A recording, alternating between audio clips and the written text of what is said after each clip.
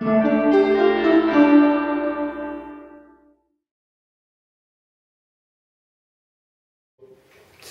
moja familija nikad nije očekivala da će moj dom do Bogdo, kako smo ga mi zvali, Bogdan, koji je bio skroman, maloga rasta, imao je 1,56 m, 58. Inače, cijela familija svi su visoki, samo on i ja smo niski. Odlučio je ići u svećenike, odnosno u fratre. A sad, šta mi je on?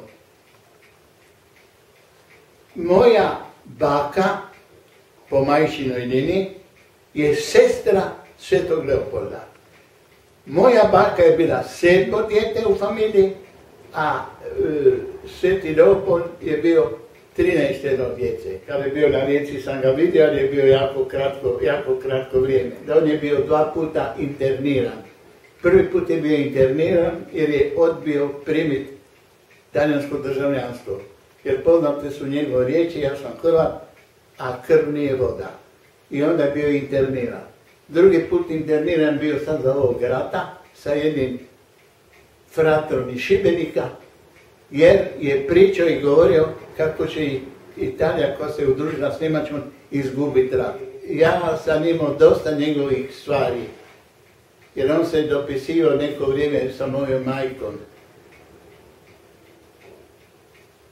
Ja imam fotografije, jer sam ja sve to slikao, a imam i popis što sam dao našim kapucinima na Rijeci, što uvijek sam je rekao, zašto ne otvorite vi, imate praznih prostorija, dole jedan muzej, vi imate krasne stvari od čovjeka koji vam je sagradio crkvu, koji je prvi otvorio hrvatsku tiskaru, koji je izdao prve hrvatske novine, jeli. U Škrivaniću pričamo, ali recite vi meni od... A onda uz Škrivanića imate sad Franta, a uz Franta imate i Leopolda Mandića. Dao sam im jedne kosti Svetog Leopolda, jer smo dobili 2. Jednu je majka dobila, jednu ja. Moju sam zadržao tu još. Tu je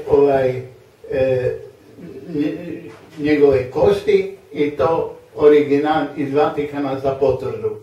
I to sam, ako ste čitali novine, odredio da to treba dati, sam rekao i njima svima to, i veliku sliku od jednog umjetnika iz Padove, njegov portret, jer bi Devčić rekao, Makso, vidi sad kad imam u vidu 2 nove crkve graditi, 3, na jednu bi stavio oltar.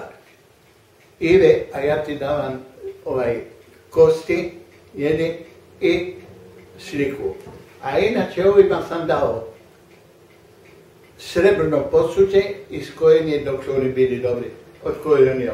Dao sam im razne stolice koje su bile njegove. Dali sam im molitvenik, dao sam im slike cijele familije, dao sam im pisma s kojim se on dopisio sa mojom mamom, i tako.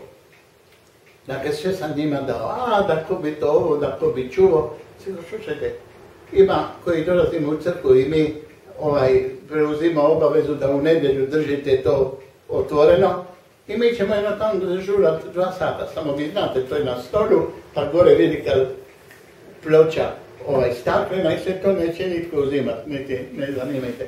Ma nisu bili jako. Pa zato sam i rekao, druge, ovo što imam tu, njegove kosti i to sa svim tim stvarima, veliki portret i druge, to vam ne dam. Ma šta? Ne. I to sam rekao, to dajem. A meni Devčić ili Makso za jedan vrtar.